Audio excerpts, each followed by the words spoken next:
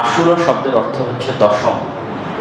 যেমন আমরা বলি প্রথম, দ্বিতীয়, তৃতীয়, চতুর্থ, বলতে বলতে দশম, দশমতম দিন, 10 নম্বর দিন। তো আরবিতে 10 গণনা করার জন্য আশারা শব্দটি ব্যবহার হয়। আর সেই আশারাকে যখন 10th বা দশম করা হয়েছে, তখন আরবিতে সেটি আশুরা রূপ লাভ করেছে। তো আশুরা মুহররম মানে মুহররম মাসের 10 নম্বর দিন বা দশম দিন। এই দিন সম্পর্কে কোরআন এবং হাদিসে কি পাওয়া যায়? প্রথমত, এই দিনটি যে মাসে অবস্থিত সেই মাসটি একটি হারাম মাস, যা এই মাসের নামেই প্রমাণিত। মাসটির নাম হচ্ছে মুহররম। মুহররম মানে যা হারাম করা হয়েছে। যা হারাম করা হয়েছে তাকে আরবিতে বলা হয় মুহররম। যে কোনো কিছু যা হারাম করা হয়েছে তাকে আরবিতে তার অনুবাদ করলেই দাঁড়াবে মুহররম।